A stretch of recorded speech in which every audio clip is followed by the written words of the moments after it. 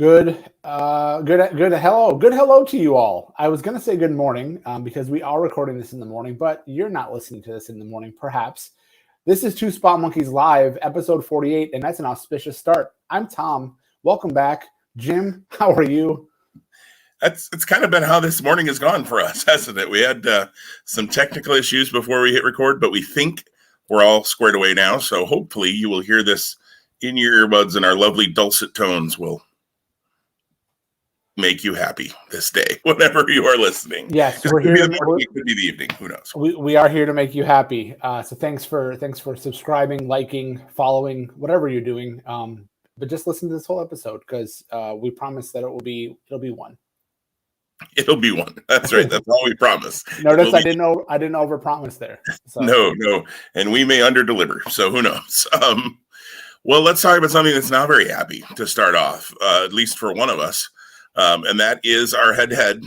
It finished up here for this 6-month period. We do them in 6-month runs, and it finished up with Hell in a Cell, and it was over before it started for Hell in a Cell because Tom had a 5-match lead. WWE only bothered to announce 5 matches before we recorded and then promptly scheduled one of them onto SmackDown anyways. So who the flip cares, right? Because they don't. So, and then what I love about it, Tom, before we talk about head-to-head, maybe this falls under Raw notes, and we're going to talk about Raw in a little bit, but my understanding is the reason they did the Bobby Lashley, Xavier Woods Hell in a Cell match is because USA said, well, if Fox got a Hell in a Cell match, we want one too. And I thought, we are now 6-year-olds. Cool. They got a sucker. I want a sucker too. Has that ever happened in your house, Tom? Oh, it happens frequently. Not suckers and not Hell in a Cell matches, but other things, without a doubt. Right. Absolutely. Dad, you wrestled my sister in a Hell in a Cell. I want one too. All right. Let's go set it up in the backyard. But the head-to-head final scores, I went 5-0. I guess 5-0 if we count the Roman Reigns match as a win. Yeah, and we are. Yeah, that's fair. And Tom went 4-1. Tom, do you have the final score then? I know I lost by 4, but yep. Yeah. So for the first half of 2021, the final standings are 77-21 Tom's way, 73-25 Jim's way. So there it is. Tom gets a figure or shirt of his choosing, and we'll see what you decide. And for those 2 or 3 people who watch YouTube, maybe we'll show it off when it arrives for you in the future. Do you know what you want yet, Tom? Or I put you on the spot here as we're recording? Yeah, no. We talked about it last week, and I'm pretty sure it's going to be a figure. It's actually a funny story on the shirt topic. While I love shirts and I love clothing, notice today's, for those watching on YouTube, Undisputed Era, and you'll understand more later as to why I chose today to wear this. I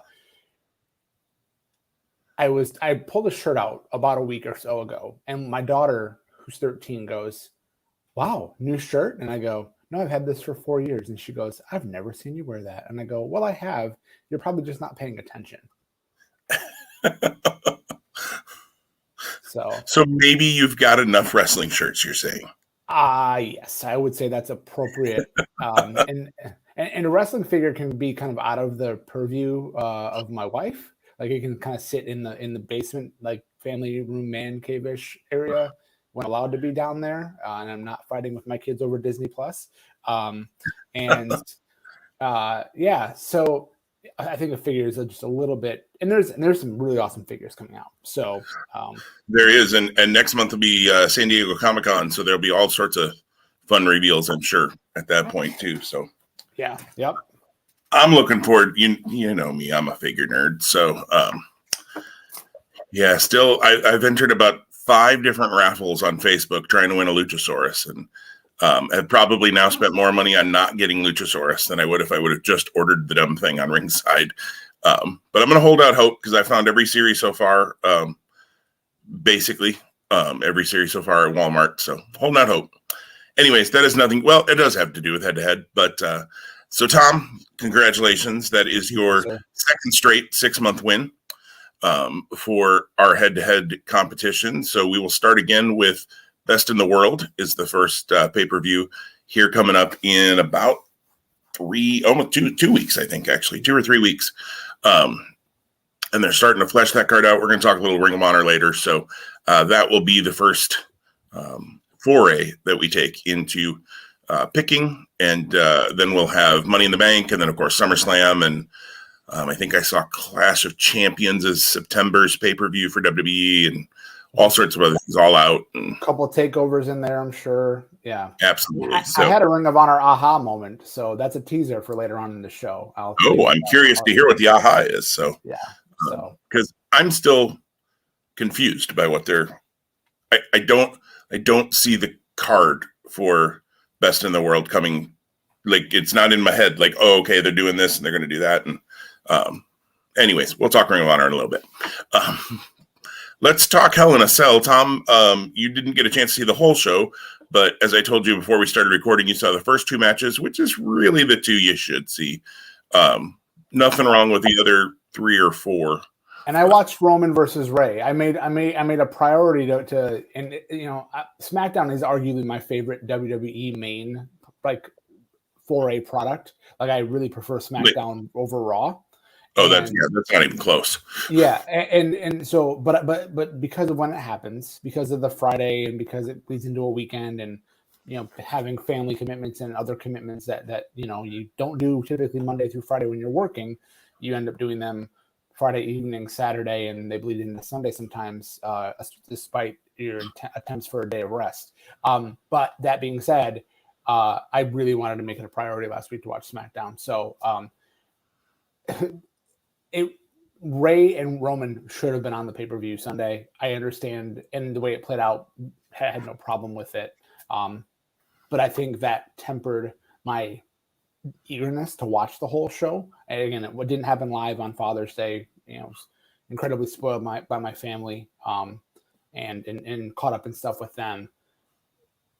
But there was no draw, and I was spoiler free too. So that tells you, but you and I have talked offline, and before I know you're going to share some thoughts on Hell in a Cell. I'll just kind of give the broad overarching umbrella statement of WWE just really isn't something I want to spend my time investing in to a higher extent right now. And we'll talk about Raw here in a second, and that will feed into that opinion as well. So I'm hoping for a change. I'm cautiously optimistic that with the return to fans so we're 2 weeks away from Ring of Honor, means we're just under 3 weeks away from fans returning in and Money in the Bank. I keep saying Hell in a Cell. I'm hoping that helps push the product into a more, I don't know, into a better space. I don't know how to best capture that. So for if you tune into this podcast for WWE content, you're not going to get a lot of love on it from me for the foreseeable future. And I'm guessing you're not here for that, but I wanted to give that disclaimer. Right. I think, and maybe I'm jumping ahead of Hell in a Cell, it seems like WWE is going to have to, it's going to sound weird to say, have to get more interesting. They're trying to sell tickets again, so that's a thing. I mean, B, if you listen to kind of the rumors, it sounds like, by SummerSlam, John Cena is going to come back in, at least for SummerSlam. Sasha Banks is coming back. Edge is coming back. Becky Lynch is probably coming back, which we completely missed when we were talking about potential SummerSlam matches last week. We just whiffed on saying Becky Lynch might be coming back, and it sure seems like Becky Lynch in the Raw title match. Please let it be against Rhea Ripley. I think that would be so much fun to see. Don't do Becky and Charlotte, but I think they're gonna. I picked Charlotte to win last week at Hell in a Cell, and she did technically. I got to win, but it's a little bit of a backhanded win on that one. But I'll take it anyways. So that should freshen up the product. Although I hate the fact that to freshen up the product, we're bringing back all of these names some older names, Cena and Edge, I would call older names. Sasha and Becky are still absolutely current names. They just have been away for some length of time for differing reasons. I'm excited to see Becky back, especially, and see how they book her and what they do with her. But it's just going to have to freshen up, I hope. And then, there's the talk that the draft is going to happen. I think it's August 30th and September 3rd, something like that. So, that should hopefully shake things up too. But yeah, I agree. Especially Raw is just, I record it and then I read the results and then I end up deleting the recording. I record it in hopes that something might happen. Although, if I'm being honest right now, I don't expect anything massive to happen until they're back to the fans next month, which makes sense. I get it. Like, if you have, let's say you have a Brock Lesnar coming back, and there's rumors both ways about that, or you have John Cena coming back, like, why wouldn't you hold that off until you can get the reaction from the crowd and make it seem like, oh my gosh, this huge moment? Don't do it in the Thunderdome. Look, the Thunderdome, I have to give WWE credit. The Thunder, and I know this has nothing to do with Hell in a Cell, but here we go on a tangent. The Thunderdome has served its purpose. WWE, as you and I have talked about numerous times, WWE, AEW, Ring of Honor, everybody had to shift for the last 15, 16 months the way that they have done business forever. And so kudos to them for coming up with different ideas and different ways that they can try things. Some of them worked, some of them didn't. We've broken down an awful lot of that on this podcast. If I never see another cinematic match in my life, it's probably going to be too soon until I watch Ring of Honor TV this week. But maybe that's okay. But, once fans are fully back here next month, let's stop that stuff. But again, they were trying something different in a situation that they never could have prepped for. If you would have ever told WWE, hey, you're going to go over a year without having fans at a show, basically. I mean, they had the WrestleMania, but the shows, the WrestleMania, did I really just say that? The WrestleMania shows. I mean, Vince McMahon would have laughed at you and said, that's insane. Like, no, that's never going to happen. And we all would have laughed at that too. We all would have said, that's not going to happen. When they shut them down last March, right before Detroit SmackDown, in fact, Tom, and were you going to go to that SmackDown in that March? Do you remember? I hadn't had tickets, but it's always on the table. Like, and to that point, into your comment about fans coming back, I think tickets in certain markets are going slow. There was an email that I got this past week. There's a super show August 1st, which is a Sunday, at Little Caesars Arena in Detroit. And they were offering a buy one, get one free ticket deal on like tickets that were like in the $95, $80, and $65 price point, which again, 2 tickets for $95, depending on where those seats are, not too bad. Even 2 for $60. I didn't pull the trigger because I don't know what August looks like yet for me, and right. I'm not worried about going in person. So there's a thing in my family where when you turn 8, you get to go to a pro wrestling show. So all of my 3 daughters have long since been 8, and they all went to wrestling shows. I want to say they all went to televised events. My son now will be 10 this summer, and granted, the pandemic covered a lot of that last 15 months of his life, but he keeps reminding me that he still gets to go to a wrestling show.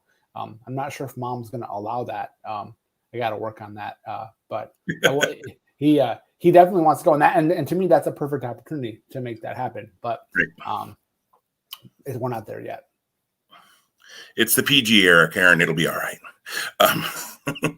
But yeah, no, I'll admit, I keep looking. The closest they're coming here is like Kansas City, which is 5.5 hours. And I'll be perfectly honest, there isn't a thing about the current WWE product that's going to make me drive 5.5 hours.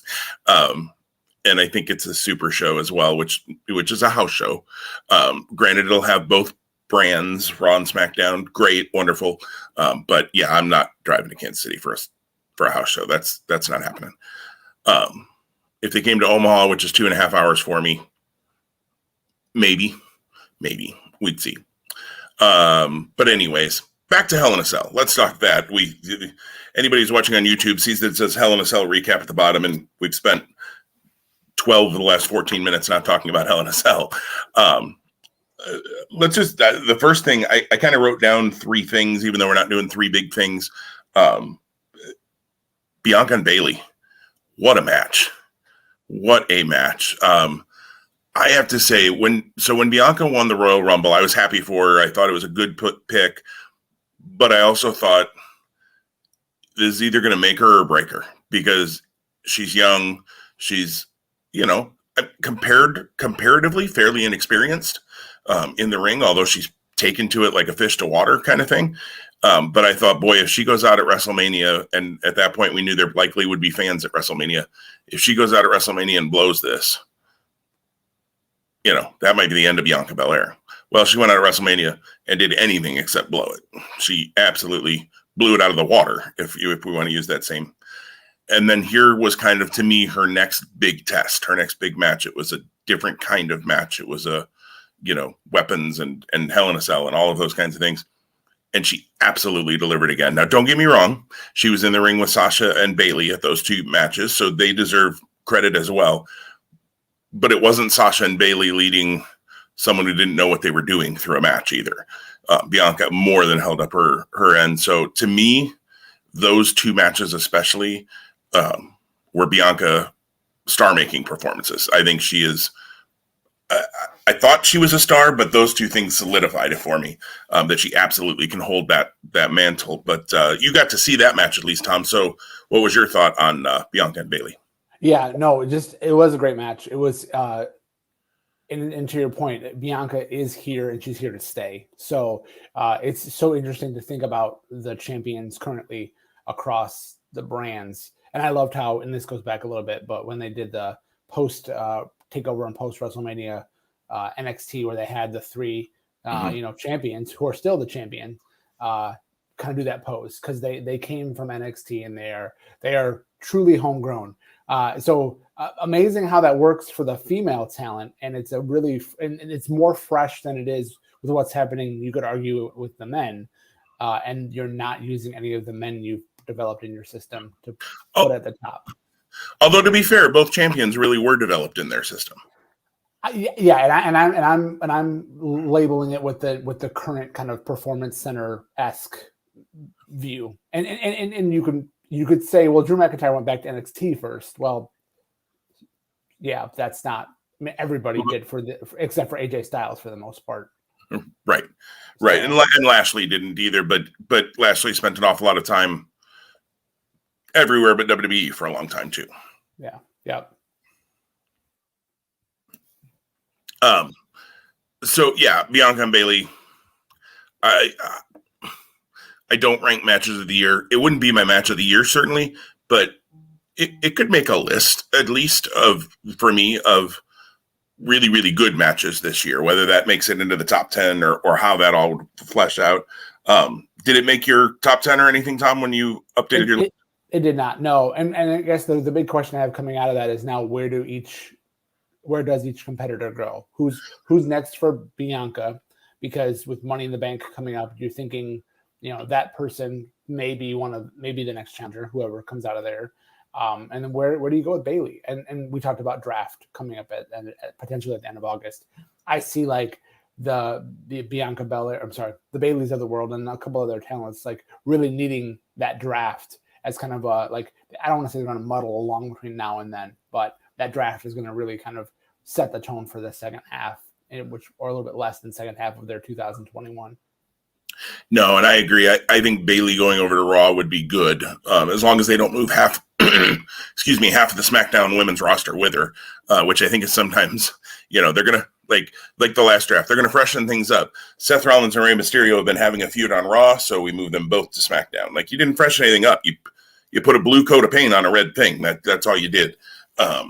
So, yeah. But I think Bayley could definitely have a lot could be good for her. Wow, that's a terrible way to say that and throwing words together in a sentence. But moving to Raw could be a good thing for her. And there's some other talents, like you said, and maybe depending on schedule, I know that's going to be right around the time I'm gone on my mini vacation this summer. But maybe before the draft, that'd be right after SmackDown. Maybe we can do a little bit of a conversation here on the podcast of who do we think would be good to see move Raw to SmackDown. And maybe by then we'll know, is NXT going to be involved in this draft as well? I really hope they are. I was a little cranky they weren't last time. I'd actually like to see NXT involved, though, both directions, not just each brand can pick 3 people from NXT kind of thing, but that NXT can get some picks too. Maybe not as many. Fine. I don't know. Come up with a reason why. You're creative. You have a creative team. Write something. That's your job. But come up with a reason and draft. I don't know. We could come up with people. Cesaro's the first one that comes to my mind, although I'd really rather see them continue to build him and make him a hijack, a WWE champion level guy. But, he's somebody that I think would also thrive in NXT too. Anyways, that's a conversation for another day. A couple of other notes from Hell in a Cell.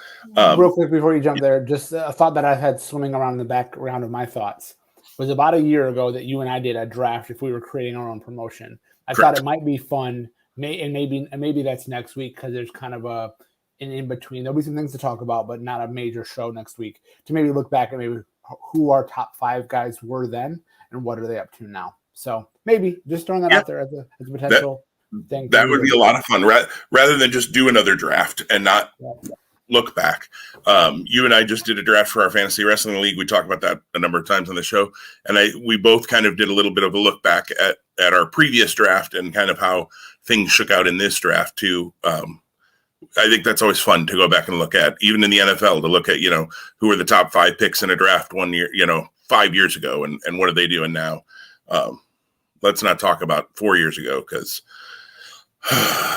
we know what the Bears did. It's all right. Justin Fields is there. It's all going to be well. Anyways, that'll be for our football preview podcast coming to you this fall on Two Spot Monkeys. Excuse me, I got a frog in my throat again. Other thoughts. The final 2 matches, so Rhea and Charlotte, and then the Bobby Drew match, both really strong matches, both with really dumb finishes. Like, I was okay with who won the matches and the way they, like, Charlotte winning by DQ, fine, because that's going to continue. Fine. Although Rhea hitting her with the piece of the table, the WWE logo piece of the table, causing the DQ, like, oh, okay. We've seen far worse not called as a DQ.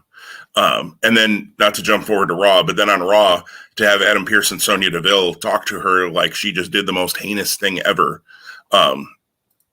And they're not going to stand for it. And I'm like, it just made Pearce and Deville look dumb as authority figures because they're chastising her. And it just, again, I didn't see that part. I've watched some video clips from Raw, not the whole episode, obviously, because I like myself. But you take a good match. Eric Bischoff talks about this on 83 Weeks. If you see an hour and a half movie and the first 87 minutes are great and the last 3 minutes are total crap, what do you walk away feeling about the movie? Oh, that was a stupid movie. Even if 87 minutes of it were great, the ending takes you out of it. And in both cases, I am so tired, to be perfectly honest, of steel cage matches and Hell in a Cells having people from the outside interfere. The whole point of a cage is to keep people out and keep people in. Like, if you have a chicken stuff heel who's always running away, you put them in a cage so they can't leave. So now they got to face the baby face. Perfect. Or you have a Bobby Lashley where MVP is always interfering, which MVP doesn't need to interfere all the darn time because he's Bobby frickin' Lashley. Like, come on. I'm so done with that. Like, if you do it infrequently, then it means something when it happens. But literally, you and I, we talked about it last week. We jumped into this pro wrestling scorecards prediction thing with some friends of ours from the Take 3 podcast. And one of the questions, I believe, in the Drew and Bobby match, although it could have been in the Bayley Bianca, maybe it was in both, was would somebody from the outside interfere? And I didn't even hesitate to select yes. Because it was like, of course somebody's going to get involved. MVP is going to get involved, or Kofi Kingston, which he didn't. But, yeah. I mean, they shouldn't, because, again, it's a Hell in a Cell. Like, the original Hell in a Cell was so that Shawn Michaels couldn't run and nobody could interfere. And then the only way anybody could interfere was Kane came down and debuted and ripped the whole steel door off. That made sense. Like, oh my gosh. And then it also put Kane over because you had this structure that nobody could get in except for this monster who just came in and ripped the steel door off. That was great. This was stupid. Like, I don't know. Finishes. Man, you let him have a decent match and then you kill it with a dumb finish. I don't know. Did you, as you read results, Tom, did that permeate? It's harder sometimes, I know, reading results, but, and I do that too. Yeah, I mean, based on what we talked about with our picks last week, we both saw Lashley getting the win here and wrapping this up. And again, I don't think McIntyre is hurt at all. It's really, really interesting, I think, when we go back to like January and February to think that this is the WWE landscape we're in. I think that, at that time you could have easily said that Drew McIntyre is the face of Raw as the brand, and they should really get behind him because they did that last year as well. They're clearly doing really good things with Lashley. And again, he worked incredibly hard and earned this. Again, not that you get everything you earn, or that's how the WWE system works. It's kind of a weird, I always feel weird when I say a wrestler's earned something because it's a predetermined thing. But you and I both know what you mean by that. It's not because he won matches that he earned it. It's the work he put in those performances. Yeah. And my big thing is, what do we do next? What happens next with Drew McIntyre? Where does his path go? Who does he get involved with? I'm interested to see that because he's a talent that I do like watching. He's gotten a little bit stale for me, not to the point where I don't. It's a tune-off factor. There's a lot of other people who are like that. So I'm eager to see what happens with McIntyre next. I am too, and you can't help but feel for Drew McIntyre. I mean, this guy worked his tail off on the Indies after he got fired. He worked his tail off on the Indies, reshaped his body, reshaped his look, obviously continued to work on his in-ring work, which was never terrible. Even from the earliest times when he came in as the chosen one from Vince McMahon, he was at least good in the ring, if not pretty darn good. It was other stuff that got in his way. Obviously, bad creative got in his way too, but he's even admitted, he wasn't his own best friend at that point in the way that he handled himself with things. And he's obviously matured as a human being. I know it's a persona on TV, but I don't know. He comes across as a great guy. Like, he comes across as someone I'd love to sit and have a beer with and just chat with. I think he's really good in the babyface role. He can do the heel thing, and I don't know, maybe we see that here at some point. But I just think he's really good as a strong babyface. But I mean, so he works his butt off. They put him over in the Rumble. He's going to get the big win against Brock Lesnar, and then the pandemic hits. So he gets his big win in front of absolutely nobody in the Performance Center. His entire title run, he did not wrestle a single match in front of a fan. His entire 2 title runs, he did not wrestle a single match in front of a fan. You can't help but feel for the guy. He's going to get another title run down the road. Let's be honest. Drew McIntyre is not out of the title picture forever. He's supposed to be out of it as long as Bobby Lashley is the champion. We're going to talk about that in a minute when we get to Raw. But yeah, he's going to get another title. And so I am interested to see too. And I think it'll be good. Like you were just saying, let him go do some other stuff. Let him work his way back up. So that when he is back in the title picture, maybe Survivor Series time, I don't know, I'm just throwing something around there, then the fans are ready for it again. They're wanting that. They're wanting Drew to win the title again because he's worked his way back up and he's gone through the story to get back to that point. I think he could be fine. They have to think about how they book him, because I think sometimes creative teams, and we can talk about this more in AEW, but AEW is an example of this. Orange Cassidy was in the title match at the last pay-per-view, almost won the world title. In fact, you could argue got screwed out of the world title, and now he's feuding with the Wingman. What?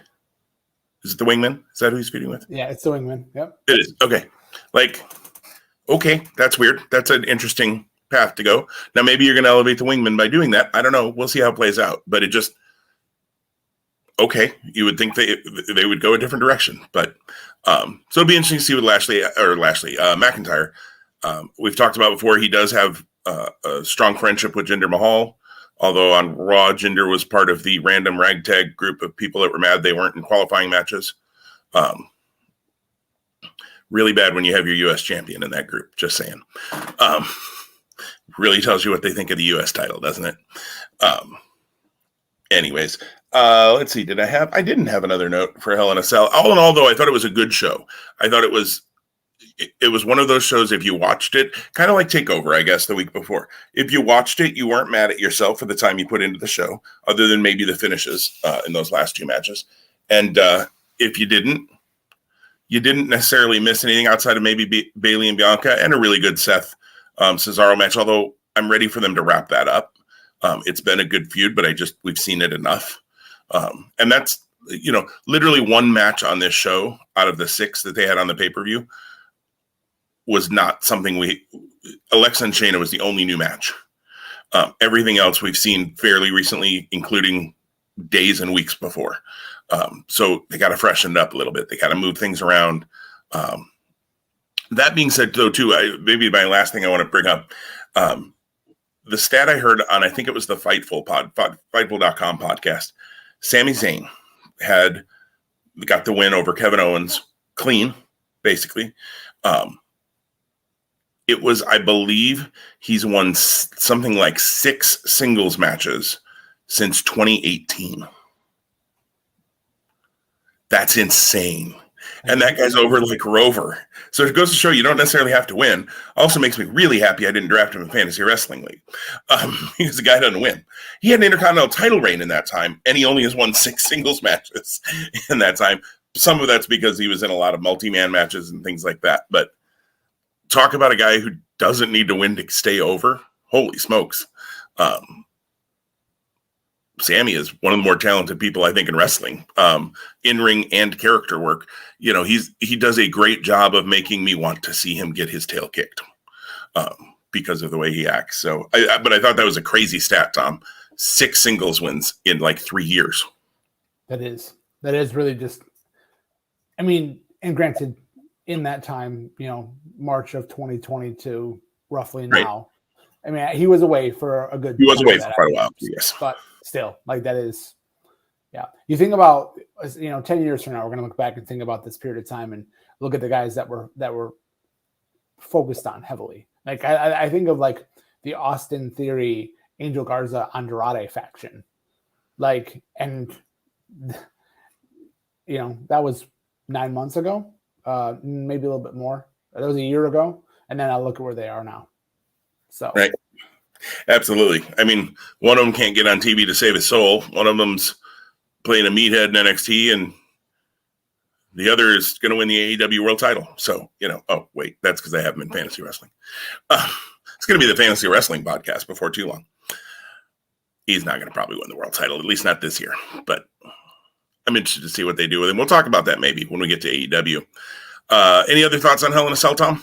I don't know. Again, I wish there was something more in me. I wish 20 years ago, I probably wouldn't have never missed a pay-per-view, regardless of if this was what the product looked like or not. Today. Even now, 5 years ago. Yeah, you're right. Yeah. And I don't have to go that far back.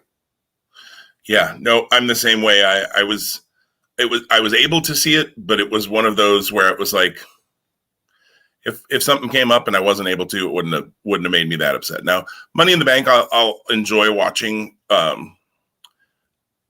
We'll talk here in Raw, maybe. Well, maybe that's a good segue into Raw. A couple other things I want to talk about in Raw, but let's talk about Money in the Bank first. First of all, they set up the world title match pretty quickly, which was Bobby Lashley versus Kofi Kingston. I think that'll be good in the ring, but Kofi definitely feels to me like,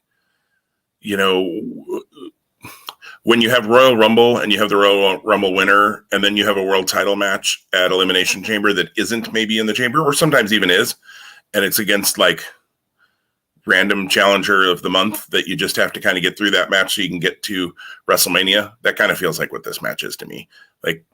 Kofi Kingston's not winning the world title right before SummerSlam in Las Vegas. He's not. But it'll be good.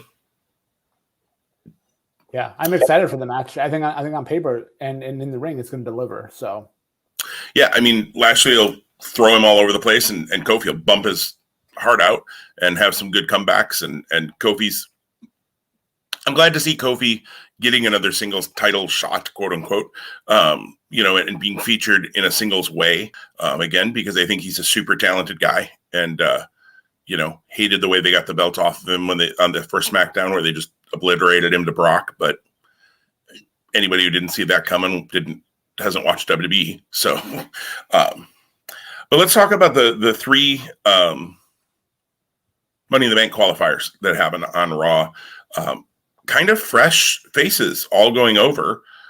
You had Ricochet going over AJ Styles, which at first I was a little surprised when I read it. And then I thought, well, but they did do the little skit isn't the right thing backstage beforehand where the Viking Raiders were reminding AJ and Omos that they did win a title shot like over a month ago, and it hasn't happened yet. And I like that they're trying to blame AJ and Omos for that not happening, because they can't just have the Viking Raiders go, and the creative team can't seem to bother to put us on a show. So, which is really what it is. But so Ricochet going over John Morrison over Randy Orton with a little bit of a, maybe they're teasing some dissension in the Randy and Riddle. I guess they're not teasing. There's been dissension the whole time in Randy and Riddle, like RK Bros. And then the one that I'm happy about, and yet also I don't understand why one guy was in it. Riddle over Drew McIntyre. Drew McIntyre cannot challenge for the WWE title as long as Bobby Lashley is the champion. Why is he in a Money in the Bank qualifier? I mean, he can get the briefcase. He just obviously can't. He wouldn't be able to. He'd be pigeonholed while Lashley's champion into picking his spot. But again, that's convoluted. So, right. But should we be surprised? No, and I won't totally be surprised if he wins. And now, so then you had to qualify. You had to win your match to qualify it. So now they take the three losers and give them another chance. Is it a three-way with all those three? So, okay. It's got to be Drew, right? You would think so. AJ should probably defend the tag titles at Money in the Bank. Randy, maybe, because then you could do all sorts of Randy and Riddle things in the match. But you think it's got to be Drew. And my thought is Drew, they could tell the story. I think where they're going is Drew, is going to hit rock bottom and have to work his way back up. And that makes some sense. I even heard on, I think, again, the Fightful podcast. I've been on their podcast quite a bit lately. I've enjoyed it. And somebody had suggested that they should, if that happens, they should bring back the Broken Dreams theme that he had back when he first started. And I was like, no, that would make some sense. Broken Dreams, he was the champion. And so maybe you put him in the match and you have him almost win it. And then, I don't know, maybe let's go back to the Jinder thing. Jinder Mahal interferes and pushes him off the ladder. So now we've set up our next thing for Drew to go do because he took away that chance that he had to get back to the title. Okay, storyline you could work. And they kind of did tease that Jinder, seems to be the one most upset about not being in a qualifying match, along with Jeff Hardy and Sheamus and maybe some others. I think Angel Garza might have been in that group. As a reminder that he still has a job. He was rumored back in the last releases, but he was not released. I'm happy though, Tom. Tell me what your thoughts are. Riddle, Morrison, and Ricochet. If you would have told me those were the first three guys in Money in the Bank and there's only one spot left on the Raw side, I might have told you you're crazy. It's awesome when you think about at least two of those three being younger-ish talent. It's so weird. Like, gosh, the storyline arc or the career arc of Ricochet in WWE main roster. Oh my word. Like, not my cup of tea by any means. So, and when you look at what's been happening lately with him, or maybe just 2021, hopefully this is the start of something new, or they're just like, yeah, he's clearly one of our most athletic talents. This is the great spot for him to be in, especially because we're having fans back. I hope it's all of those factors, but I also hope that it's a chance for him to get more prominent TV time because he's amazing. He's years ago, arguably one of my top 5 wrestlers. He's not an afterthought for me now, but he's been treated like an afterthought. So getting a win over AJ Styles, getting into this match, have a spot to shine in. That's exciting. I'm eager now to see who comes in from the SmackDown side, and I don't want to begin to speculate yet because I think it's too early. Even though those matches may begin, we're recording Friday. It may begin tonight. It'll be fun to see the dynamic, you know, with the two brands kind of meshing in one match. Yeah, absolutely. And I think it'll be interesting to see, and kind of to your point, if they go, it would seem strange if they didn't, but if they go with younger, hasn't had the opportunity maybe yet, talent on the SmackDown side as well. I'm very curious. I mentioned this to you before we started recording. To me, Cesaro would have made a lot of sense as a Money in the Bank winner this year. Now, maybe he'll still get a chance to qualify, but they've already announced Cesaro and Bianca versus Bayley and Seth for SmackDown. So that obviously not being a Money in the Bank qualifier, Bianca can't qualify for the Money in the Bank. Although that would be interesting if they put her in it and said, well, if she wins the briefcase, she gets a chance to go try to be Bianca 2 belts. You know, and she gets a chance at the Raw. You could tell a story, although you'd have to put Rhea in the match then too. And let's not, you know, the Raw side seems like it's already filled. We're going to talk about 2 seconds here because it leads into 2 other points to talk about from Raw. But I don't know. It'll be interesting to see. Without pulling up the SmackDown roster, it's probably hard for me to start thinking about who. Do we put Otis back in there? A very different Otis than we got last year? That could be interesting. I said I didn't want to, but then I did. So bear with me. I did pull up the SmackDown roster. Here's who I think I could see the light flashing on your face as you were moving around pages, so I thought that was what you were doing. Yeah, squirrel, right? Squirrel.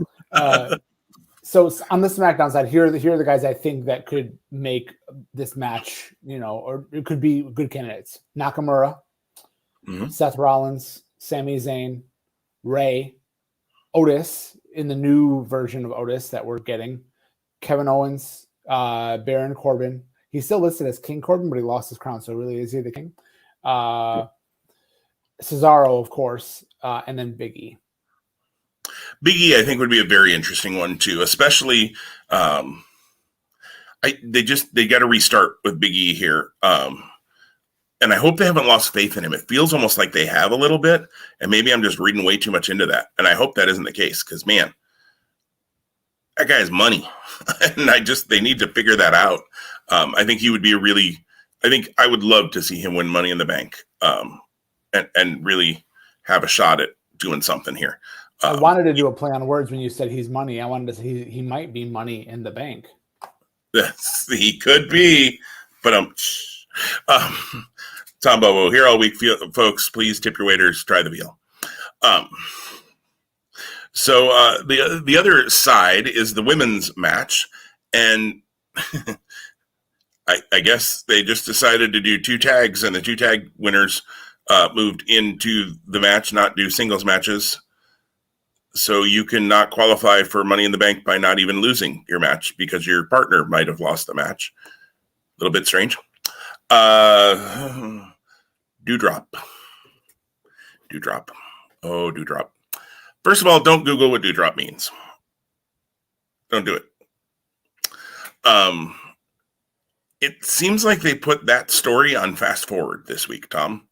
And I don't know if it's the reaction fans had to the idea that, you know, when the news got out that would be her name before they did the angle on Monday, where I thought the angle on Monday played out pretty well, where they tried to ask Piper Niven her name, and she looked like she was about to say, "I'm Piper Niven."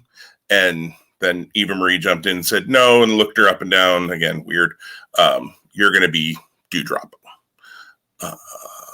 Okay. And then they have the tag match against, let's see, that one was against Asuka and Naomi. And Naomi, talk about another person who can't seem to find her way onto TV most weeks. So I'm glad to see she gets a chance and she'll do something crazy athletic stunt in the match now. But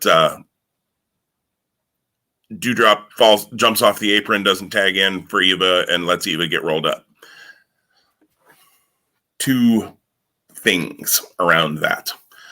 One, fast forward. Wow, looks like we're already going to the split on this, which I'm actually okay with because Dewdrop is a stupid name.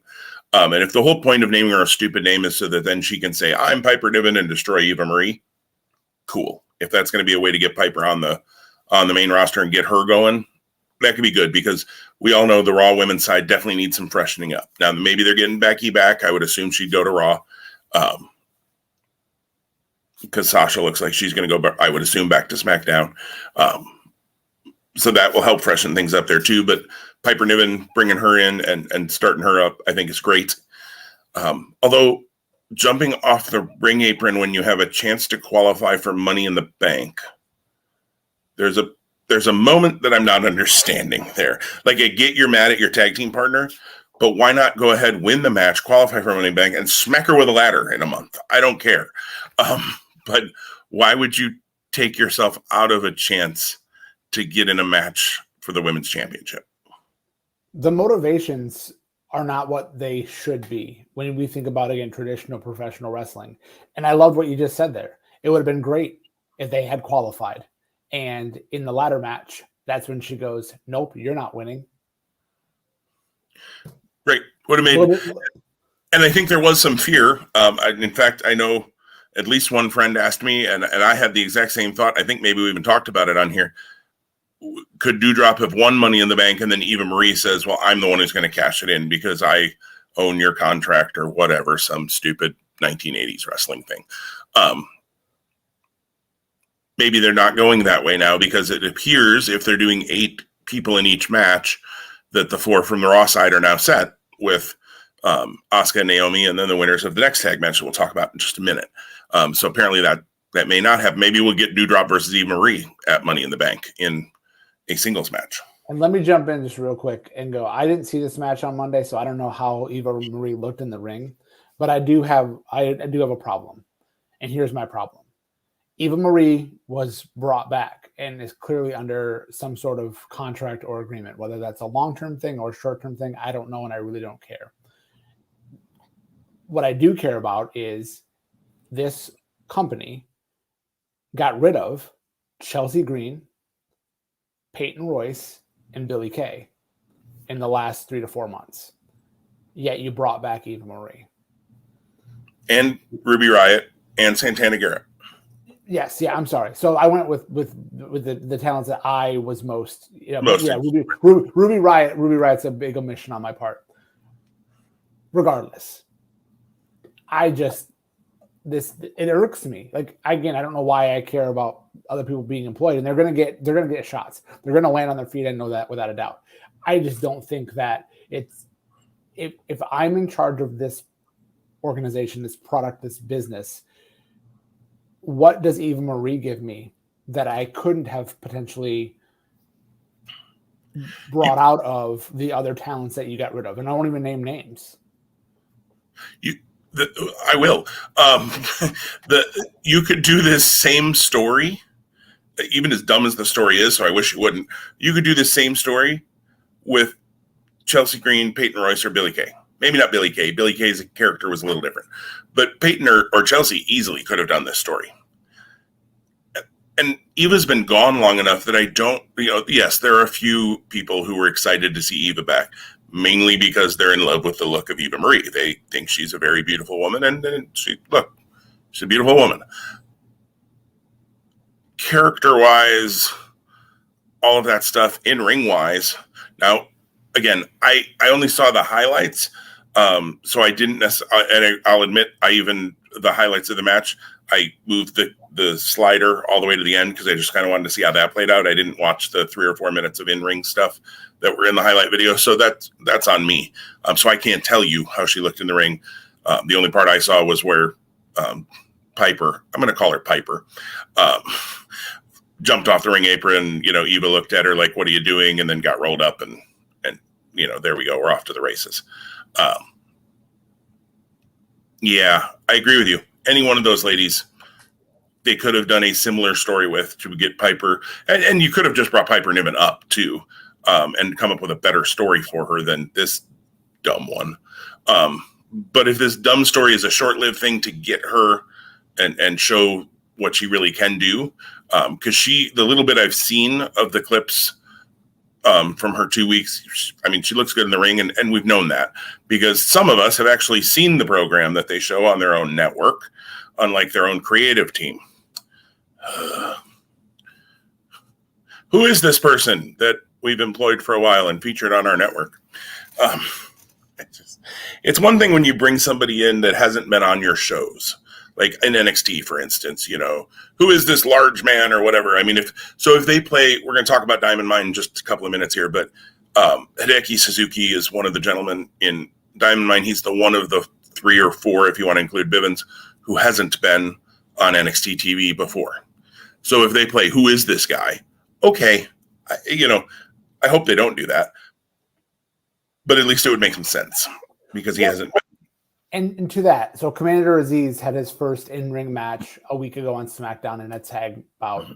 They were like, it's the in-ring debut of Commander Aziz. Well, it sure was. That being said, if you're a fan who pays attention, which I have to imagine that some of their audience does, and if they don't, then that's an issue. And maybe that's why ratings aren't what they want them to be, because people have been burned too many times. The guy was in flipping Raw Underground. And he got drafted in the last draft. Never did anything after that. But I mean, right. That's my problem. And that's even, to me, that's even more glaring than we bring somebody up from NXT or NXT UK and pretend like we don't know who they are. He was on Raw and now he's on SmackDown. Like, at least believe that your main roster fans are watching both of your main brands. Even if you think, well, not everybody watches NXT, which they don't, and not everybody, and even less watch UK. And I don't watch UK regularly. I do keep up on the results and try to keep up on what's going on there and try to catch a show here and there if I hear of, a really good match or something, Walter and Dragunov earlier in the year. And I still need to go back and watch Setamura and Kaylee Ray here from a month ago or whatever it was. But I don't watch it every week by any means. I just don't have the time. But I'm at least up enough to know who in the world Piper Niven is because you featured her. It's not even like she was there's been a couple of people in NXT UK like Candy Floss who, has just been there to lose basically.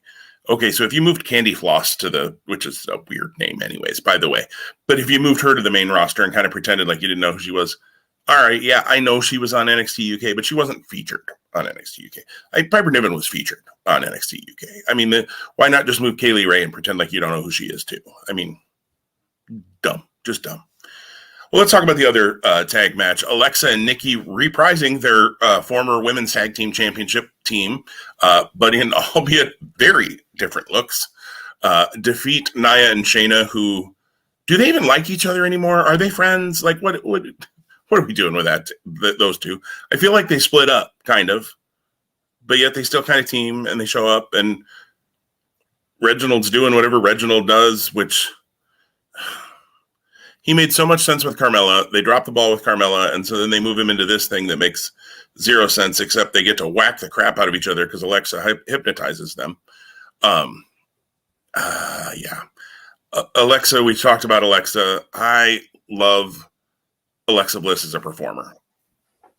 Frankly, to go back to Hell in a Cell for a minute, her offense at Hell in a Cell against Shayna looked so good. She was laying shots in, and don't get me wrong, I'm sure Shayna told her to lay them in because that's the style Shayna likes to work. But her stuff looked so crisp. She had her kind of sister Abigail DDT, looked great. She doesn't need all the bells and whistles that they're throwing in. Now, it kind of feels like maybe they're going to drift away from Lily and let Lily go, and that'd be fine because that was dumb. But obviously, she's still kind of this Firefly Funhouse. She apparently had new music on Monday, and I haven't checked into that. But so it'll be interesting to see. But then she teams with Nikki Cross, who debuted a new character, who my first reaction was just a complete eye roll. Superhero Nikki Cross. Okay. Caveat, shifting on that, and I think you saw my comments on this, Tom. Apparently, this is Nikki's idea. Nikki wants to do this.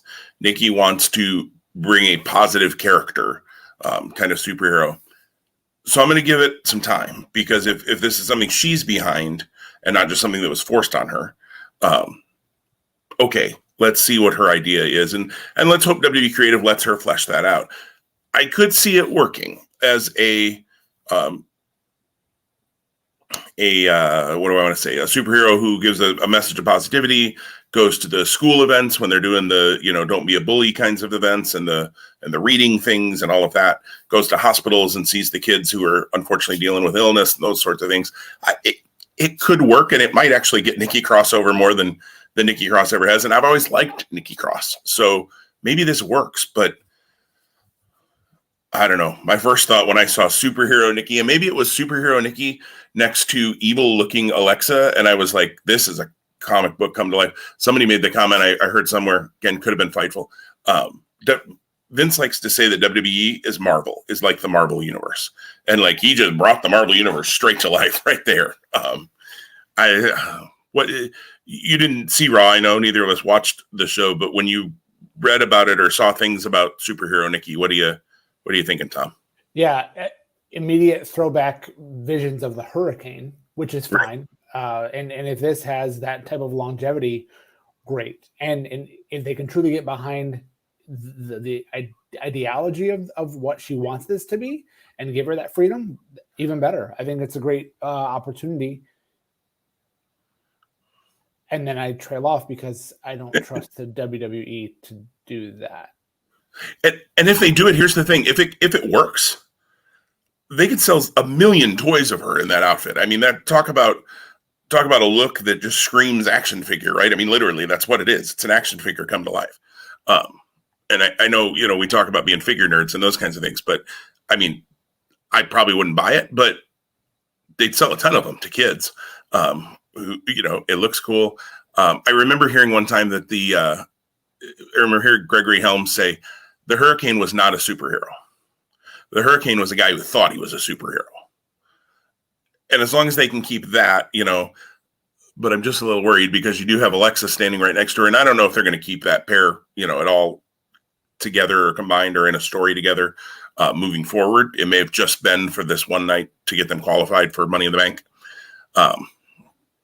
But it'll be hard to not play superhero-ish aspects of that. Anytime you add in that supernatural stuff, I like it, and yet I know you have to really suspend your disbelief to believe it because that's not the universe they've set up. It was much easier for me to take, people used to balk at Lucha Underground because like Luchasaurus, for instance, was killed in Lucha Underground. They cut his head off. But in the universe they set up for Lucha Underground, it worked. That stuff happened in that universe. It's like watching any other show, watching Supernatural or watching The X-Files or shows like that. They've set up a universe that it works in.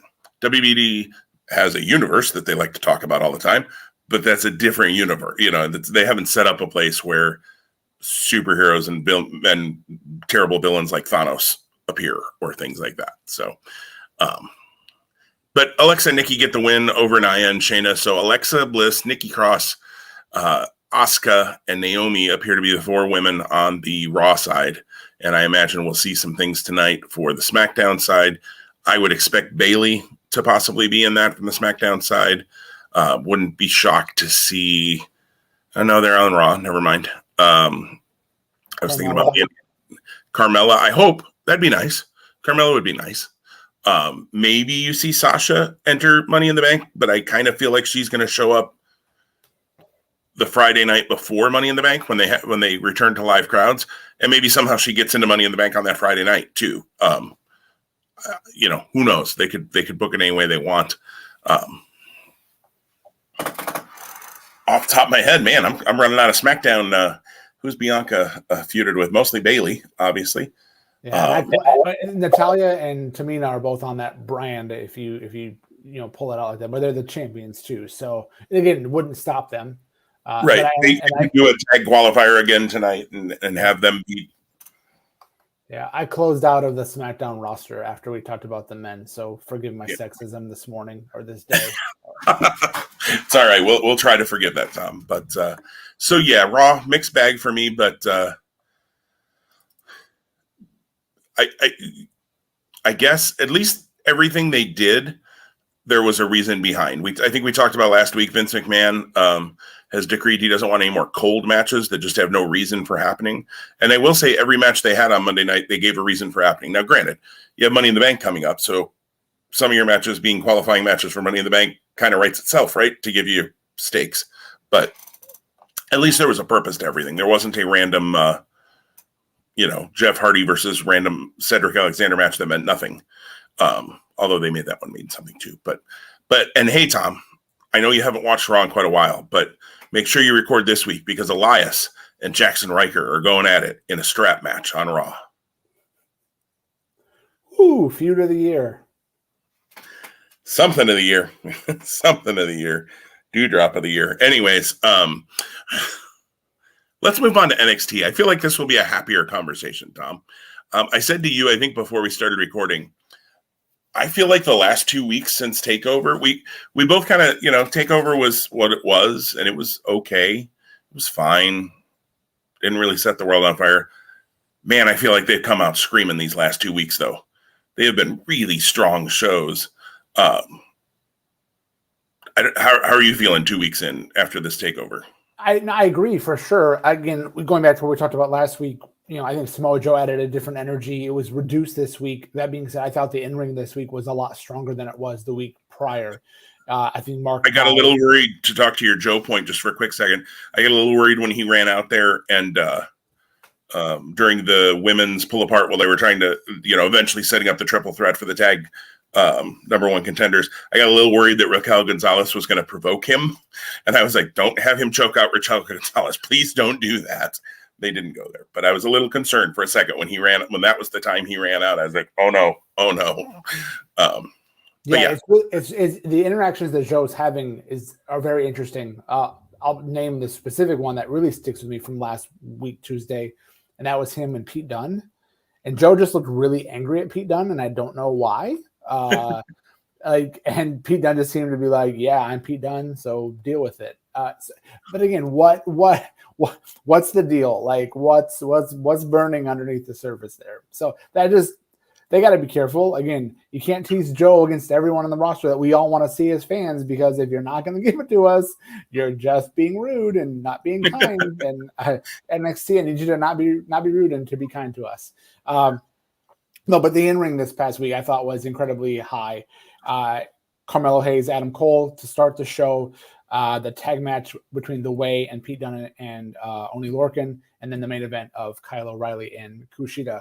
One of the things, and I don't know if I'm looking at it through rose-colored glasses or if it's actually truly different. I haven't really dug deep in processing my thoughts on this or looking back. It seems to me, or it feels to me, that they are setting up matches in the weeks to come that either mean a little bit more than they have in the past. They've always, I think, done well to go, hey, next week we have this. In 2 weeks, we have this. Now, granted, in 2 weeks, it's Great American Bash, so it's kind of a big deal. That being said, I feel like there's a little bit more on the line with what the matches are coming through. That being said, the mixed tag between Mercedes and Jake Atlas and Boa and Xia Li, again, there's a story there. So I'm at least going to give them credit because there's a story there. So yes, I do think it has come out stronger post TakeOver. I hope that it can. I'm sorry, I don't hope. I know that it will continue into the Great American Bash. The big story then will be is once that event happens and it's setting up to look like a really strong, arguably even stronger event than the TakeOver was. I don't even think it's arguable. Yeah, and what happens after that? Because the thinking calendar wise would be, okay, Great American Bash happens on July 6th, NXT 5-6 weeks later, TakeOver in SummerSlam weekend. What do we do in that spot? No, absolutely. And I think it's going to be interesting to see. At first, I thought maybe they're going to go do Cross Gargano at Great American Bash, but I don't think they're going to, because I think Cole O'Reilly will main event Great American Bash. And so I don't think you need a title match there. And you've already got a tag title match as well booked for that show, which I'm really looking forward to. I think that's going to be a lot of fun. There's a little piece of me that wouldn't even be shocked to see Ciampa and Thatcher win those titles, but I just don't think it's time to take them off MSK yet either. So because I feel like they're just getting going into their reign. So I don't think there will be a change there. But I like that there's at least a piece of me that goes, maybe, and not just have the Bobby Lashley Kofi feel of, well, that'll be a fun match, but there's no question who's winning that match. Spoiler alert for our Money in the Bank head-to-head show coming up in a couple of weeks. Bobby Lashley will be my pick, unless something massively changes in the next few weeks. I've really enjoyed the show the last couple of weeks, and this week actually, I felt like the show flew. Like all of a sudden, when I looked, I had to watch some of it and then do other things and then come back to it. And when I came back to it, I only had like a half an hour left in the show. And I was shocked that it was only a half an hour left in the show. Like it felt like there should have been more because the time flew by, which was great. I'm interested to see who the battery charging icon is leading towards. That seems to be at its current pace. It should be fully charged on July 6th for the Great American Bash. I've seen some speculation of Tegan Knox. That would certainly make some sense. She should be about ready to come back, hopefully, from her 74th blown knee. I like Tegan Knox a lot. And so I hope they're able to, and I know it's all been kind of fluky things, but that poor girl and her knees have just been nothing but trouble, unfortunately, for her. And I just hope she's able to make a comeback and stay healthy, because I feel like they've never been able to get past scratching the surface with Tegan Knox, unfortunately, because of those injuries. So very interested to see if it's Tegan or who is it. I think there could be a lot. The last time they did this was the motorcycle person who neither of us had Ember Moon even remotely on our radar for. So they could totally be making me think it might be Tegan Knox. And nothing they're doing makes me think that. It's just I know Tegan has a chance to be coming back soon. They're building to something. She would be worthy of it. Could be. But they could also go a total left field. I mean, it could be anybody. Some people thought the Diamond Mine was going to be Tessa Blanchard. So it wasn't. The cupboards are stocked with talent. So I think we probably forget about more people than we should when it comes to guys and gals that are there, because they're not front of mind. So, and I'm sorry, to your point about how fast it went, I thought I missed the Diamond Mine segment because I thought there was going to be, I thought that debut or that reveal was going to be a little bit different. I'm incredibly happy with how it went down, and it makes sense. I also have a critique of it too. So I'll save that as you speak and share. Well, let's talk Diamond Mine. I think that's the big piece, obviously, out of this show. I had kind of the same feeling, to be perfectly honest. I didn't get to see it until Wednesday, and then did I finish it Wednesday or Thursday? I finished the show. And I had that same thought, but then I also had the thought of, oh, okay, so it's definitely a faction then. And I guess we'll see it at the end of the show. I didn't know if it was going to be an interference kind of thing, or if it was going to be a pan to the back and all of a sudden we see something or something, It seemed pretty obvious once Kushida and O'Reilly came out that somehow it clicked with me. It was going to end the show. And I thought, well, that's cool, because it also means it's going to be a big thing. And I was a little concerned. There were some rumblings early on. The Diamond Mine was going to be kind of Raw Underground on NXT. Even in some of the promos, they had shown kind of a title belt from Diamond Mine. So that was interesting. In fact, after it happened, Bivens had the Cruiserweight title. I thought it was the Diamond Mine title that it looked like they had been creating in the video packages. So I was glad that wasn't the case too. Let's not do that. Move that aside. Forget you did that in the promos. I'll allow for WWE to go, let's forget we ever told them that. That makes sense. But Diamond Mine debuts. It's Roderick Strong, Tyler Rust, and Hideki Suzuki. We'll see what they call him, if they do call him Hideki Suzuki or not, or if they just call him Suzuki or something stupid, or Hideki. I was trying to remember, and I'd have to go back and look. I always find it interesting when WWE trademarks a bunch of names. I look at them and try to see, can I tell? They just trademarked Joshua Briggs, which, of course, is Josh Briggs, the former Evolve champion. So one would think Joshua Briggs is going to be showing up soon in NXT because they just trademarked that name. They trademarked some other ones. I don't remember seeing one for a name that I would go, oh, that might be Hideki Suzuki, where it seems like I'm going to say an Asian sounding name, and I don't want that to sound bad when I say it, but they're probably not going to call Hideki Suzuki Joe Smith. So those three guys, you and I both kind of talked before we recorded. Neither of us are super familiar with Suzuki. I've seen an awful lot of people very excited about him being part of this, though. So that excites me. I know that he's worked for Big Japan and Wrestle One and Zero One and some other places. The NWA, back before the NWA was a promotion, when it was kind of in its floundering, Kahagas being the champion and those kinds of folks. So I'm interested to see Suzuki. I have not looked up any of his matches. I'd like to, just haven't had time.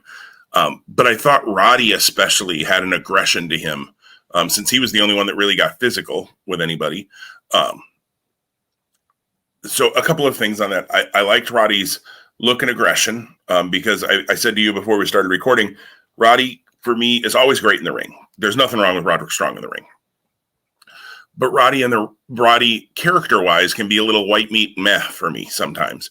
So I thought that aggression was really good. I think having a mouthpiece like Malcolm Bivens will be great. I love Malcolm Bivens. I just think he's an entertaining guy.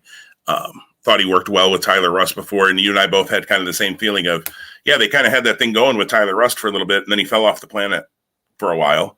I don't know if he got hurt or if they were just taking him off TV to get this ready. And kind of wanted you to forget about him for a little bit. So then when he came back, you went, oh, hey, that's Tyler Rust. I don't know how that all worked. So just interesting if you remember. Just for reference, so Rust and Strong both went off TV around the same time. So fun footnote there. Right. Were they planning something, they being NXT? And don't forget, Malcolm Bivens kept calling Tyler Rust a diamond in the rust. So the diamond thing has also been there. I don't know if it was all long-term planning or if it was a happy accident, as Bob Ross would say. But, maybe it's been in the works from NXT for a while, which in turn, if it has been, even if it hasn't been, you can say it has been.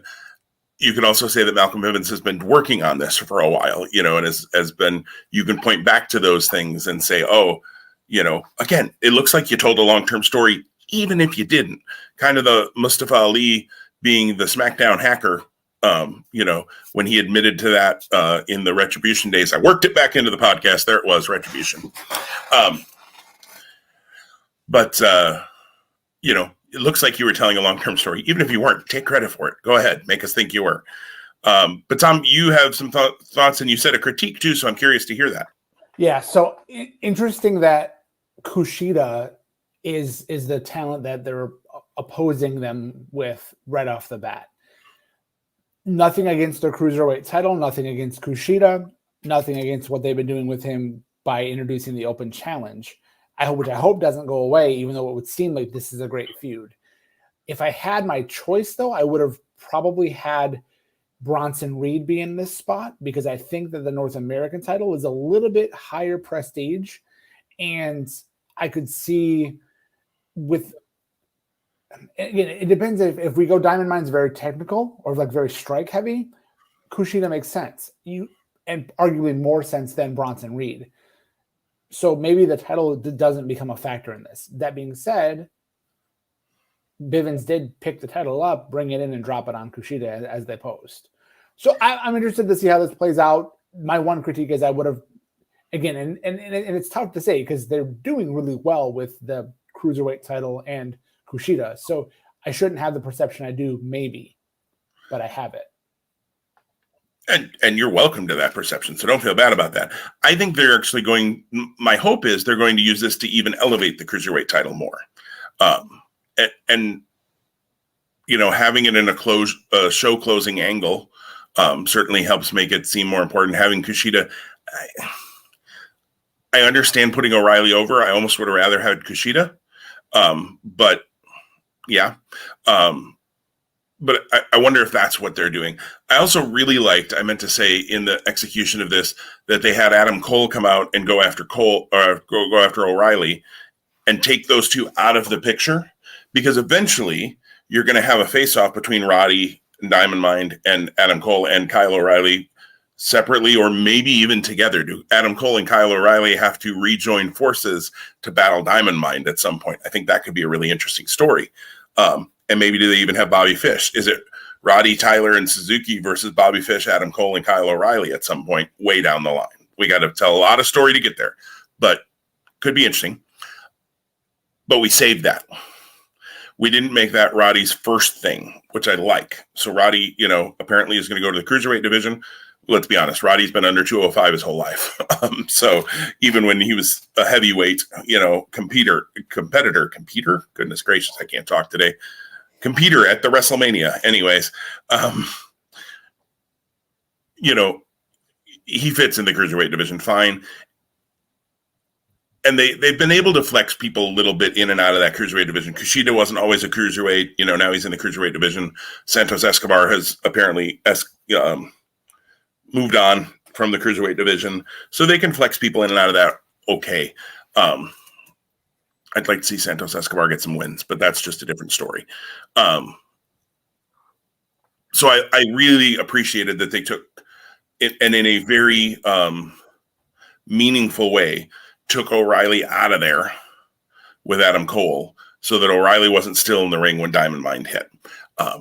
You're saving that for another day. You got plenty of stories you can tell. Don't tell them all the first day. I thought that was really, really smart. And like I said, did it in a way where it wasn't just O'Reilly kind of laying on the floor and pretending like he didn't see anything, which sometimes WWE does, where you're like, why didn't that person just get up and do something? So, I thought that was really well done. And I think it'll be interesting to see. Do we see more members of Diamond Mine in the future? A Diamond Mine. I said mind. Man, can't talk today. I mentioned to you a female member. I think the way that NXT factions have been set up, the way has Candice and Indy, Hit Row has Brianna, it might not be a bad idea for them to get a technical shoot style female. I mentioned to you before we started recording, I think Saray could be an interesting person in this. Zoe Stark could be an interesting person in this, giving them some direction, because I think both those characters seem a little lost. I mean, Zoe has her friend of the week that she tags against somebody with, but I just don't feel like there's a ton of direction with Zoe Stark right now. Saray feels like she's kind of been lost in the shuffle since she got brought in. I don't know. A couple of people I think could be. This to me, though, and I think I said this to you before we hit record, this has a catch point feel to me. I definitely see those. So it also makes me think Timothy Thatcher is sitting there on the roster. And at some point, as much as I love the Ciampa and Thatcher team, and I think there's legs to that still, at some point they're going to break up. Let's be honest. Those two can't get along forever. Does Thatcher become part of Diamond Mine? Does send Drew Gulak to NXT because he's not doing anything on anywhere else?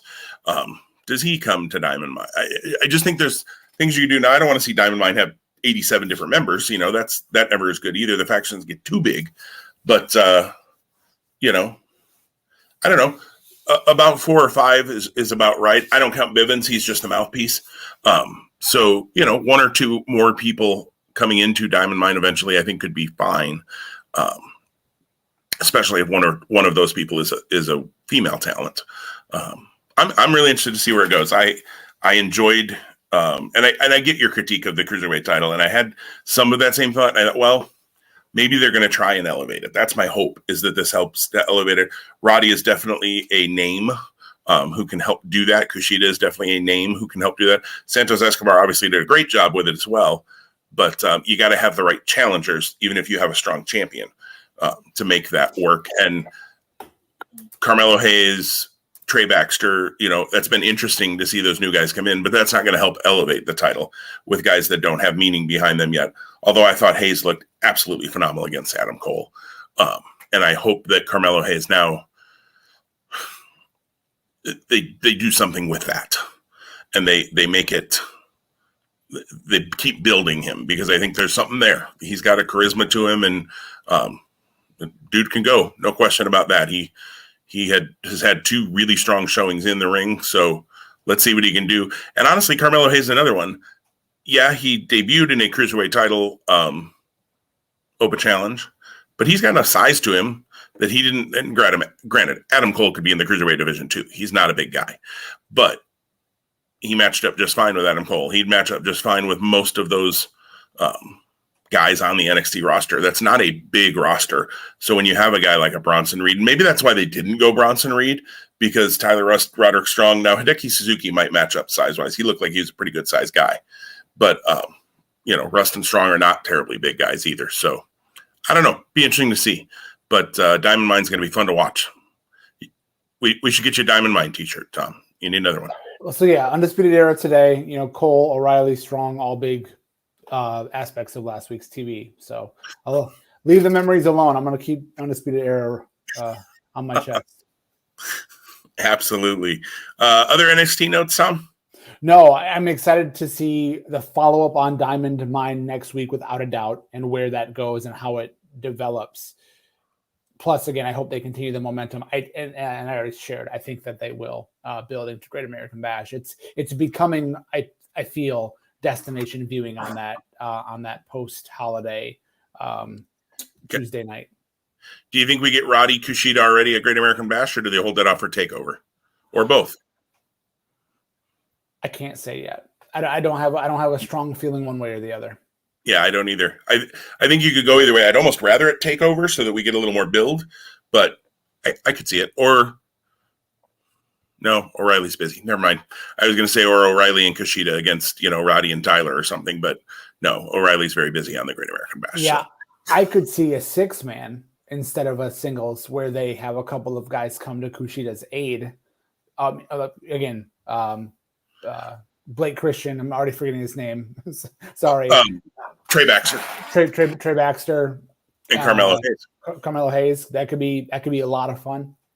So that would be a fun way, because the other way they could go would be like Breezango, and God no. No. In fact, if I can edit this, I'm going to go back and delete that comment out, because I don't even want that going into anybody's ears. Breezango. Breezango, yes. Oh, there now we make that t-shirt. I buy one of those. Get the first 2 Spot Monkeys t-shirt, the Breezango shirt. Available today at Pro Wrestling Tees. No, it's not. But, I can't believe we've gone on hour 22, Tom, already, but we got 2 more quick hits that we wanted to make. Ring of Honor is building towards their Best in the World pay-per-view. I made this comment to you before we clicked record. I'm having a hard time grasping where they're going with this card. Like, they just announced Tony Deppen and Dragon Lee, which makes total sense. That I like, except that at the end of the Triple Threat TV title match on TV last week, Kenny King comes out and says, and now Dragon Lee is the number 1 contender after he just lost the match. I mean, I know it wasn't the fault, but like, I don't know, that wording was very strange. Like, and now that Dragon Lee was on the losing end of this match, he's the number 1 contender for the TV title. Like, what? How does that work? Especially around the world title, though. Like, they haven't said that Survival of the Fittest winner is going to get the title shot at Best in the World. They just say that they're going to get a title shot.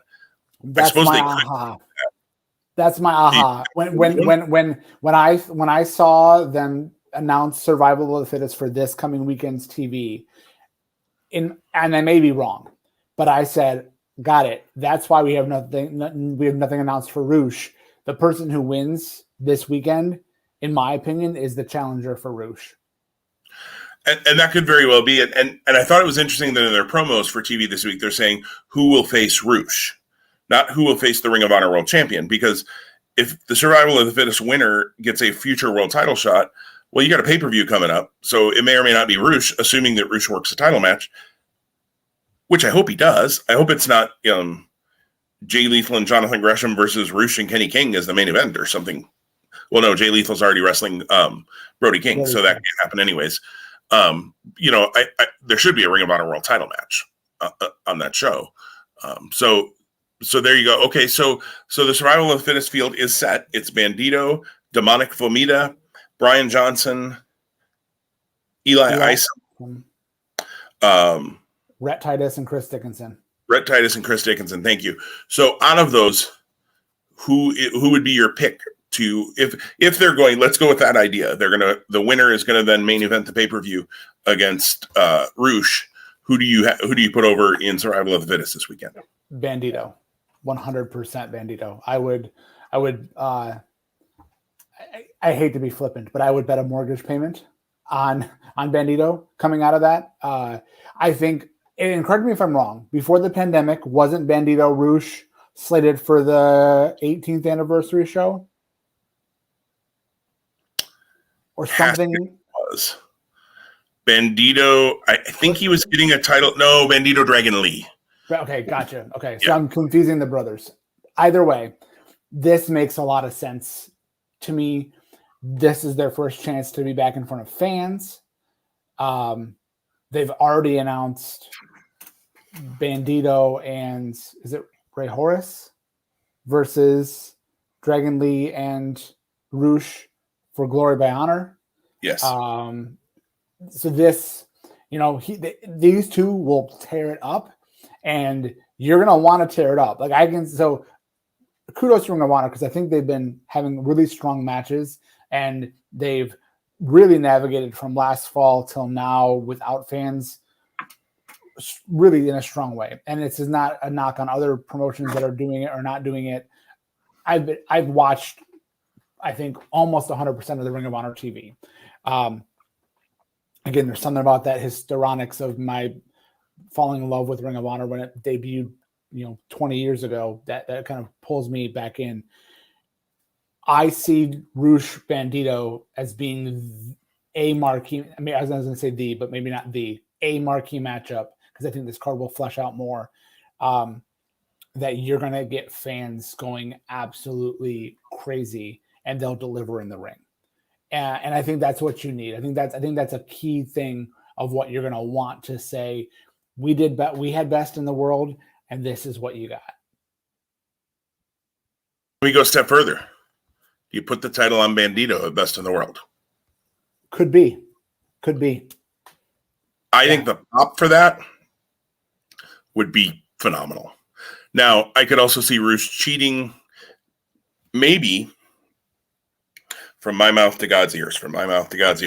Maybe this is the start of the elevation of Bandito, and maybe we do get Roosh win. So if Bandito wins, and I agree, if this is how you're going to set up the world title match for best in the world, Bandito makes the most sense. I have a little bit of a fear of a Rhett Titus or Chris Dickinson because it plays into the whole faction warfare stuff. But that doesn't feel like a pay-per-view title match to me at all, either of those. Dickinson could in time, but they haven't been able to build up Dickinson enough yet because he's just come in, obviously. Titus, I like Rhett Titus. Rhett Titus is a good worker. Rhett Titus could have a world title shot on Ring of Honor TV or on an Honor Club live event. Fine, that would be fine. I'd be fine with that. But no, I don't want to see that on a pay-per-view. Yeah, not to get too armchair bookie-ish, but I see this Survival of the Fittest really being a catalyst for a number of matches. Again, Bandito Roosh, without a doubt. Potentially Brian Johnson, Eli Isom, or not. I mean, or maybe a future TV match. I see Dickinson and Titus getting pulled away from the match, and that leading to the tag title match at Best in the World of Tracy Williams and Rhett versus Homicide and Dickinson. That would make a lot of sense, and I would like that, honestly, and I'd put the tag titles on Homicide and Dickinson at Best in the World, if that is the way we go. But that's another conversation again for when we do our first head-to-head in the second half of the year. We're already kind of booking that, but I hope you're right, because as we all know, #FreeBandito has been my saying for quite a long time, and I hope you're right. I won't get to see this live because of the way that my TV situation is here. So it'll be Monday night before I get a chance. I'm going to try. It's not hard to be spoiler free for the most part, because Ring of Honor does a pretty good job of not spoiling their own TV until after the Monday night watch along. So it should be fairly easy, although, no, actually it works out for our scoring too. But yeah, so I'm going to try, since Monday, I don't have trivia this week. I'm going to try to come home Monday night and give myself an hour to put on the Survival of the Fittest finals and see who wins that on Monday. So unless I can somehow find the show before that, but man, finding even a report on the show before the Monday night airing for Ring of Honor is really, really tough. And trying to even find a YouTube link or Daily Motion or anything is almost impossible. So I'll wait until it hits Fight on Monday night. Looking forward to this week's show, though. Anything else on Ring of Honor? I think that's kind of our that'll be next big head-to-head. So yeah, and I think having us both likely have either seen or at least for sure be aware of Survival of the Fittest when we come back next week for next week's episode, which appears to have an agenda similar today, but maybe a little bit more loose in topics. I'm sure we'll hit that then. Absolutely. Well, and final AEW notes, Tom. We haven't talked a ton. Well, we've talked some AEW, obviously, with Double or Nothing and those kinds of things.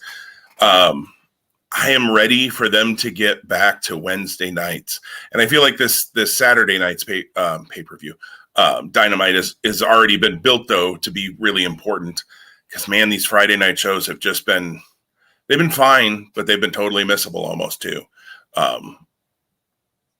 I'm ready for them to get back in the swing of things because I think they've got things percolating and they've just been waiting because they know the ratings haven't been there on Friday night.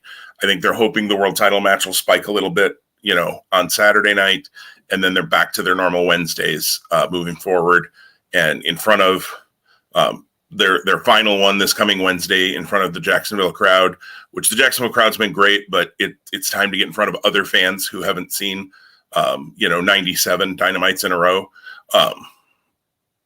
Because I think that will add energy that, Double or Nothing had a great crowd, but it also had a lot of people who came in for Double or Nothing who hadn't been to tons of Dynamites. And now I think you're back to your folks who are a little more local. I'm looking forward to them getting back on the road too, much like Ring of Honor, much like WWE. I think it's just going to add a new flair, but man, I just feel like they've been in a holding pattern. And I can't blame them totally either for doing that on these Friday night shows.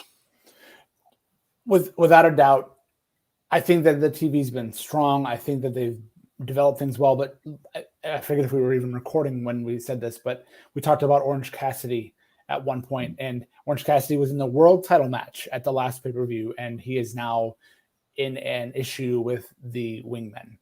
Nothing against the Wingmen and nothing against Best Friends, because they were all kind of players in this match.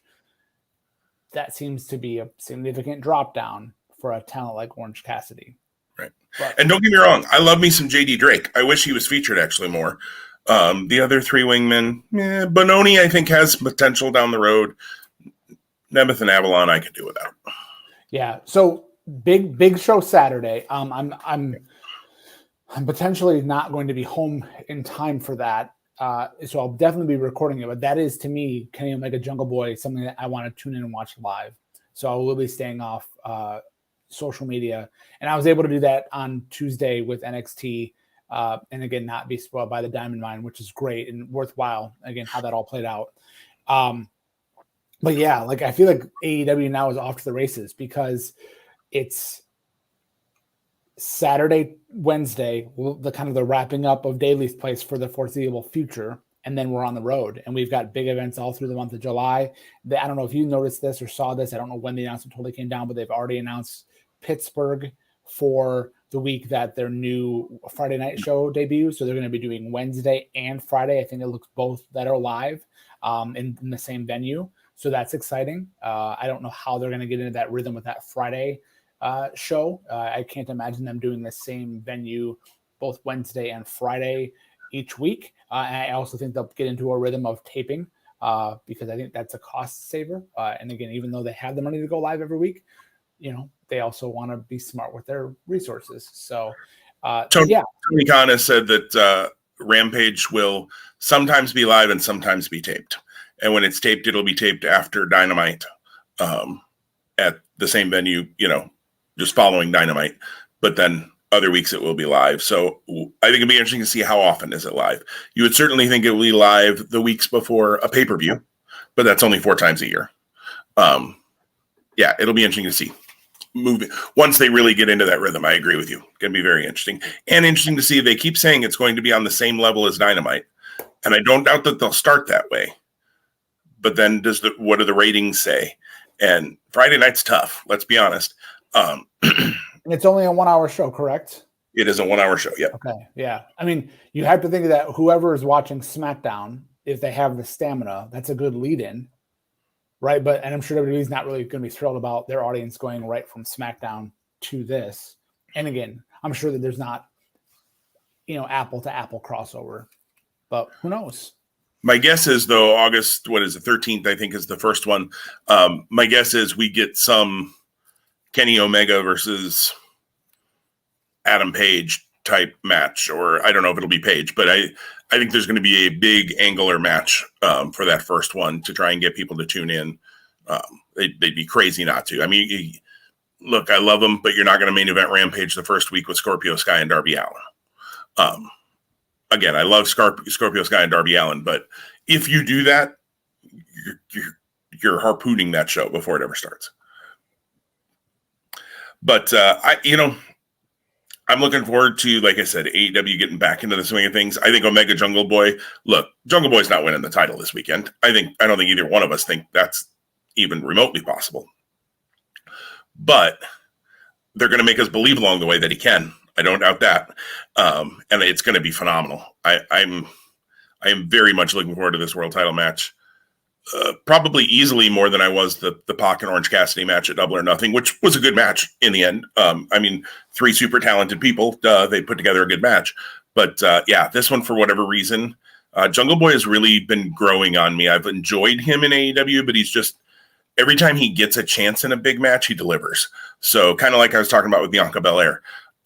Obviously, he hasn't had the chance to totally ascend to that level yet.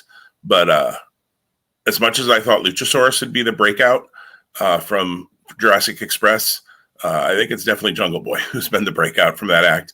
Nothing against Luchasaurus. I think he's got a nice spot, and I think he still can be elevated as they want to down the road. And don't get me wrong, they're going to sell a ton of action figures and wrestling buddies. Boy, that has turned into a thing again. All of a sudden, everybody's selling pillow buddies, but they're like $60 from Ring of Honor. $60 for one of those things. No. Anyways, are there goose feathers inside? Does that also keep you warm? It better cook me dinner for $60 for a pillow buddy. I mean, I think it's fun they're doing them, but I'm just like, no, not at $60, $30 maybe, and I wouldn't buy them anyways. I mean, I'm not going to buy pillow buddies, but my wife looks at me funny for buying action figures. I start bringing home pillow buddies, and she's going to ask me to see somebody. But anyways, you got a pillow buddy, you better see somebody. Right, absolutely. Yeah, she'd be calling helplines asking for help on that one because she'd think I'd lost it. But anyways, regardless, AEW, I think Luchasaurus got a good future too, but Jungle Boy has been a breakout for them as far as I'm concerned.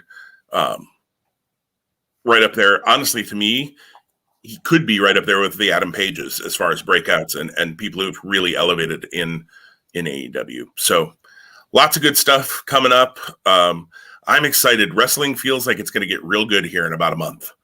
We just kind of got to slog through the next few weeks, although AEW's, jumping out and getting on the road just a little bit earlier than WWE. So that's going to be fun to watch. Wednesday nights are bad for me, as we've talked about before, but I'm looking forward to that first non-Daily's Place Dynamite. I think that's going to be really fun. I think it's going to be interesting to see what they set up since they've done these themes for all of the July shows. How do they make them each special, and how do they make them each feel? And I think a lot of that is going to flesh itself out over Saturday and Wednesday here as we get two shows within about 5 days, whatever that is. From AEW. So, Tom, anything else on AEW or anything else? We've gone longer than I thought we would today. So yeah, lots of topics, but good topics. No, excited as well, and I echo your feelings. I think in the next month we're going to see a shift, in terms of the energy connected to professional wrestling, which I'm very much looking forward to. Yeah, it's going to be a good time. It's a good time to be a wrestling fan. It's a good time to be a podcast fan and listen to Two Spot Monkeys. We have had a blast today, as always, and we are looking forward to being back with you next week to see how everything plays out over the next week.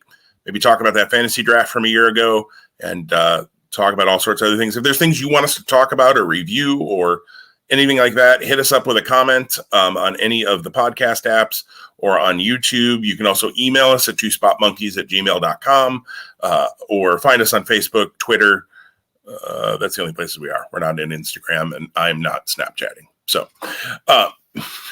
add Tom on Snapchat if you want. I don't know if you Snapchat, Tom, but you have teenagers, so I think it's possible that you Snapchat. So yeah, and don't add me because I won't accept your ad. There you go. So from the very friendly Tom Bobo and me, we are glad you were with us. Thanks, everybody. Have a safe week. We will talk to you again next week.